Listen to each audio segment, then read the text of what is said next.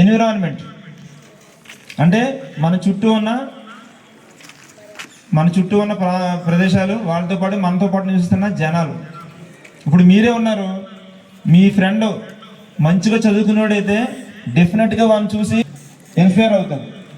అదే మన స్టూడెంట్ ఒకడు, మన ఫ్రెండ్ చదవకుండా ఏదో పని చేసి ఏదో పని చేసి లేదా గోడలు దూకి అటు వెళ్ళి ఇటు వెళ్ళి సినిమాలకు వెళ్ళి షికార్లకు వెళ్ళి ఎదవేషాలు వేస్తూ ఉంటే వాడిని చూసి వీడిని నేర్చుకుంటూ ఉంటాడు. సో ఈ రెండు కూడా చాలా చాలా ఇంపార్టెంట్. మీరు భవిష్యత్తులో చాలా చాలా ఉన్నతమైన పొజిషన్కి వెళ్ళవలసిన విద్యార్థులు అందరూ కూడా. సో మనకు ఒక గోల్ ఉండాలి. ఆ గోల్ రీచ్ అవ్వడానికి these are the one of the steps అన్నమాట. స్కూలింగ్ కానీ, ఇంటర్మీడియట్ కానీ, డిగ్రీ కానీ, పీజీ కానీ, మిగిలినవన్నీ కూడా. ప్రతి ఒక్కరికి జాబ్ కొట్టాలని ఉంటుంది, మంచి పొజిషన్కి వెళ్ళాలని ఉంటుంది. ఎవరికైనా జాబ్ అక్కడ కానీ ఆ యొక్క ప్రిపరేషన్లో మనం ఎంతవరకు చేస్తున్నాం. గోల్ ఉంటే సరిపోదు, ఎన్నో అడ్డంకులు వస్తుంటే దాన్ని అధిరోహిస్తున్నాం లేదా చూడాలి. మా జాబ్ ఉందంటే కానిస్టేబుల్ జాబ్ కానీ, ఎస్ఐ జాబ్ కానీ, లేదా డిఎస్పీ జాబ్ కానీ ఉందంటే ఏదో కేవలం చదువుకోవడం వల్ల మాత్రమే కాదు. ఫిజికల్ టెస్ట్ ఉండాలి, రన్నింగ్ ఉండాలి, ఎడ్యుకేషన్ ఉండాలి.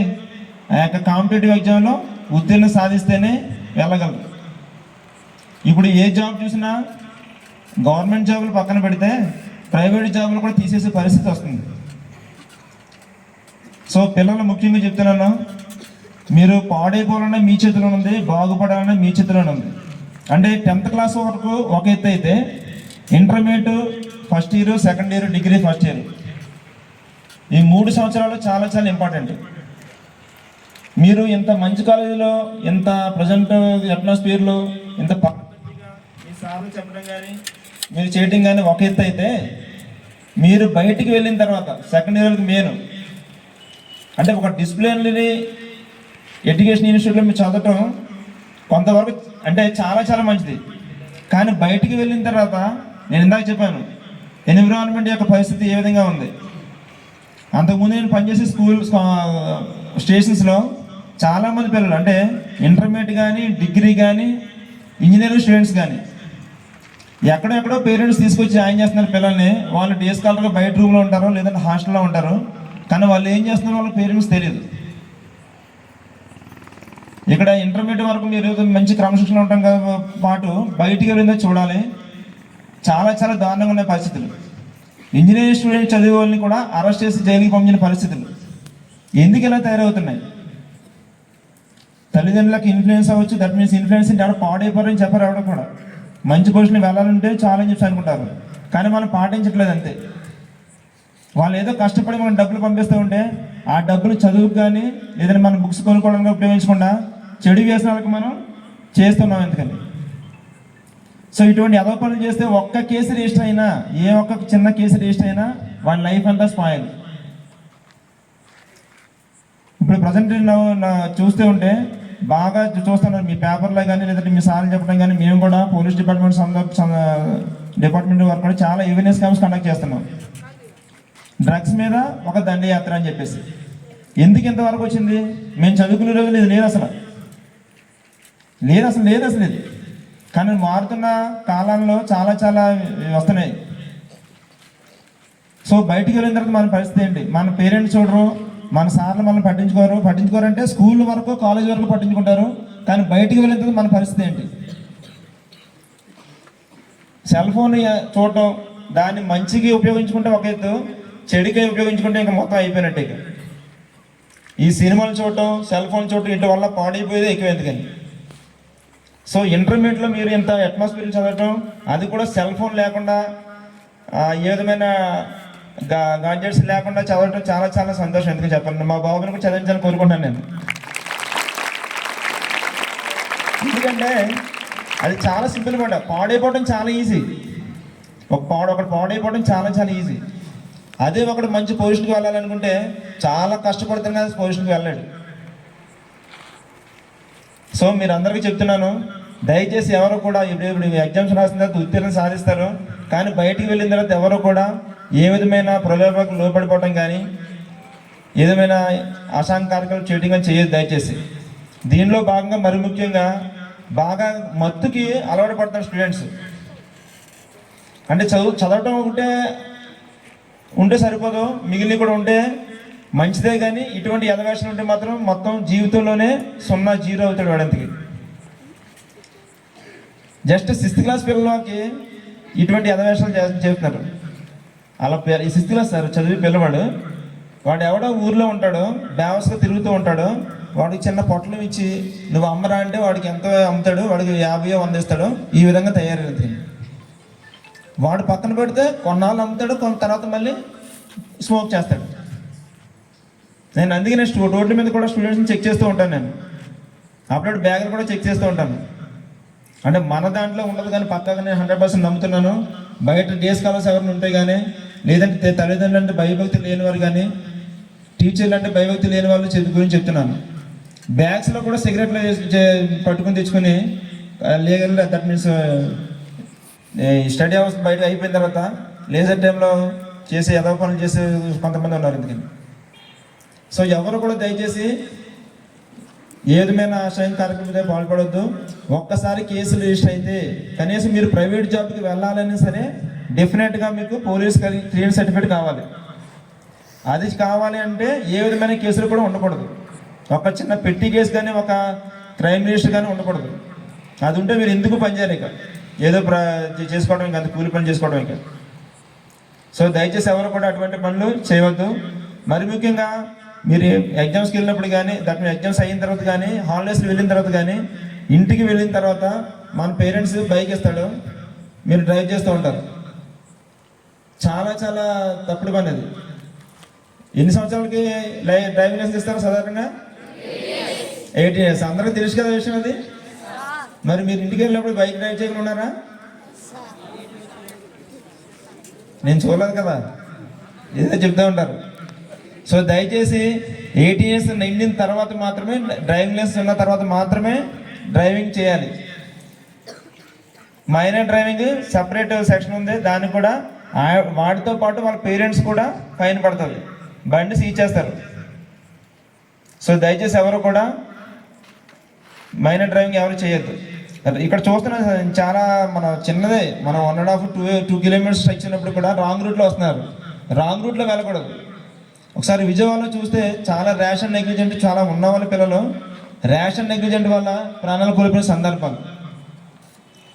మీ మీద తల్లిదండ్రులు, మీ యొక్క రిలేటివ్స్ ఎన్నో ఆశలు పెట్టుకుంటారు. కానీ మీరు చేసే ఒక్క తప్పుడు వల్ల మీ జీవితం స్పాయిల్ అవుతుంది, మీ పేరెంట్స్ యొక్క ఆశలు కూడా అడియాసన అయిపోతాయి. ఇది ముందు అంటే మీ యొక్క ఎడ్యుకేషన్ సిస్టంలో కూడా, మన యొక్క ఎడ్యుకేషన్ సిస్టంలో పెట్టారు, కానీ సరైన అవగాహన లేకపోవడం వల్ల ఇటువంటి పనులు చేస్తున్నారు. సో అమ్మాయిలు అబ్బాయిలు అంటే మా ఇంట్లో జరిగేది ఒకటే, అంటే మీ ఇంట్లో జరిగేది ఒకటే, కానీ నా ఇంట్లో జరిగేది నాన్న అంటే అనేకం జరుగుతుంటాయి. నా ఇల్లు అంటే ఏంటి? నా యొక్క పోలీస్ స్టేషన్. నేను వచ్చిన ఈ వారం 10 రోజుల్లో 4 కేసులు చూశాను. They are minors. అంటే మైనర్ మీన్స్ బిలో 18 years. వయసు ఉండాలి ఆడవాళ్ళకి 18 years, మగవాళ్ళకి 21 years. చిన్న వయసునప్పుడు కూడా మీకు దాని మీద అవగాహన ఉంది.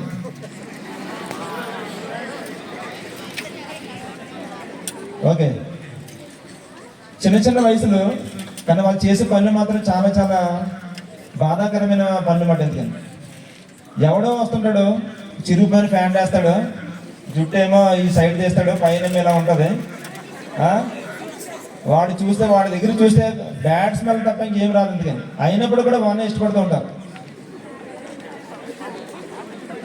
అంటే ఇప్పుడు మీకు చాలా అది ఉంది, కానీ ఒక్కసారి దానిలో పడితే మీకు తెలుస్తుంది. ఎందుకని మొత్తం ఆ రోజు ఆనందంగా, అంటే ఆ యొక్క 4 క్షణాలు, 4 రోజులు, 6 రోజులు, 10 రోజులు హ్యాపీగా ఉంటుంది. కానీ అవి అయిన తర్వాత మీకు ఉంటుంది అన్నమాట.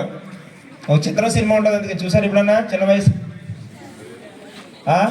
కాలేజ్ వయసు నుండి ప్రేమిస్తాడు, పిల్లలకి అంటాడు, తర్వాత వాడికి ఉన్న కష్టాలు ఎవరికి ఉండవు. ఎందుకని కానీ ఇప్పుడు కాలేజ్ వయసు కాదు, just 6th, 7th, 8th class కాడ నుంచి స్టార్ట్ అవుతుంది ఈ యొక్క దౌర్భాగ్యమైన పనులు.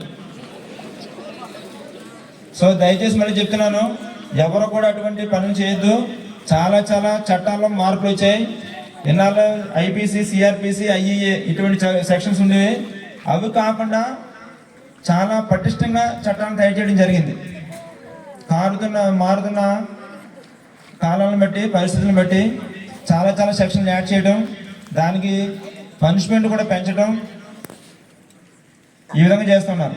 సో దానికి అనుకోండి ఎవరు కూడా, మరి ముఖ్యంగా ఒక చట్టం పోక్సో అంటే మైనర్ పిల్లల మీద ఏ విధమైన అఘాయిత్యం చేస్తే వాళ్ళకి స్ట్రైట్ అవే 10 years above life imprisonment.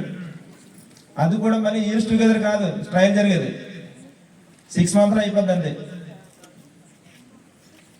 So అమ్మాయిలకి మరీ చెప్తున్నాను, అబ్బాయి ఎప్పుడు కూడా ఎంత స్టైల్గా చేద్దామా, ఎంత ఎవడ పక్కన బైక్ వేసుకుని వెళ్దామా, ఎంత చిరాకమైన డ్రెస్ వేసుకుందామా, ఇటువైపు చూసి ఏదో మెస్ప్రైజ్ చేయడానికి మీ యొక్క మనసును దోచుకోవడం ప్రయత్నిస్తూ ఉంటారు.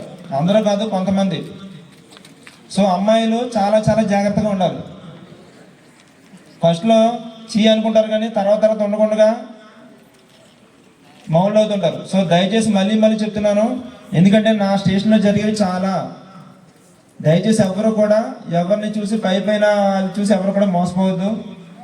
ఎగ్జామ్స్ అయిన తర్వాత అందరికీ ఫ్రీ బార్డ్స్. నాకు ఒక ఛాలెంజింగ్ పోలీస్ డిపార్ట్మెంట్కి, ఈ రోజున టెక్నాలజీ చాలా చాలా డెవలప్ అయింది. మేమేదో చదువుకున్నప్పుడు ఉన్న టెక్నాలజీ కాదు. మీరు ఎక్కడికి వెళ్ళినా సరే, ఈ రోజు నేను ఇక్కడ ఉన్నానంటే మా ఆఫీసర్కి సైతం తెలిసి నేను ఎక్కడ ఉన్నాను. సో ఎవరు కూడా దేన్ని అంచనా వేయద్దు. మిగిలిన డిపార్ట్మెంట్లు పోల్చుకుంటే మా యొక్క పోలీస్ డిపార్ట్మెంట్లో మా యొక్క ఇన్వెస్టిగేషన్లో భాగంగా చాలా చాలా మార్పులు తీసుకొచ్చారు. మా డీజీ సార్ కానీ, మా సిపి సార్ కానీ, మా సుపీరియర్ ఆఫీసర్ అందరూ కూడా ఫారిన్ కంట్రీస్లో యూజ్ చేస్తున్నటువంటి టెక్నాలజీని డెవలప్ చేయడం జరిగింది. ఈ రోజున ఇండియన్ యాక్టివిటీ జరుగుతున్నాయంటే డైరెక్ట్గా మనిషి ఎక్కడ ఉందో అక్కడికి వెళ్ళిపోయే పరిస్థితి. ఫోన్లో మాట్లాడుతున్నావు అంటే నువ్వేం మాట్లాడావో వచ్చేది, అంటే మీరు రికార్డింగ్ చేసుకుంటే వచ్చేది ఈ రోజుల్లో, 4 రోజుల్లో సెల్ ఫోన్లో. కానీ మీ ఫోన్లో తీయవసరం లేదు. మా యొక్క టెక్నాలజీ ద్వారా, కొన్ని యాప్స్ ద్వారా మాకు మాత్రమే ఇస్తారు అవి. దాని ద్వారా మీరు ఫోన్లో ఏం మాట్లాడారో కూడా మీకు తెలుస్తుంది, మీరు ఏం చాట్ చేసారో తెలుస్తుంది. వాట్సాప్ కాల్ మాట్లాడితే తెలియదు అనుకుంటాం మనం. ఎందుకే వాట్సాప్ కాల్ ఏం మాట్లాడో కూడా తెలుస్తుంది. ఫేస్ టైమ్ యాప్, చాలా కొన్ని యాప్స్ ఉన్నాయి. అవి ఎవరితో మాట్లాడితే సీక్రెట్గా మాట్లాడుతున్నాం కదా, తెలియదు అని చెప్పి అనుకుంటాం. అవి మాట్లాడినా సరే తీసే పరిస్థితి వచ్చింది ఈ రోజున. అంత మారుతున్న కాలాన్ని బట్టి మీరు కూడా మారండి. దాన్ని మంచి ఉద్దేశం తీసుకొని తప్ప కానీ చెడుతనాన్ని మాత్రం ఎట్టి పరిస్థితుల్లో మీరు వెళ్ళద్దు. మీరు బాగుపడితే, మీరు పొజిషన్కి వెళ్తే మీ తల్లిదండ్రులకు మంచి పేరు తెస్తారు. మీకు విద్యను అందించిన మీ గురువులకు మంచి పేరు తెస్తారు. మీ గ్రామానికి మంచి పేరు తెస్తారు. మీ మండలానికి, మీ యొక్క మన రాష్ట్రానికి, మన దేశానికి మంచి పేరు తెస్తారు.